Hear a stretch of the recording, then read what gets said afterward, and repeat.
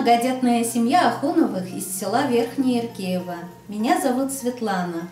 Рядом со мной мой муж Руслан. Наши дети Рузан. Рузанна. Раня. Риана. Ралина. В новом году мы хотим вам пожелать счастья, добра, тепла, уюта. С Новым годом, дорогие друзья!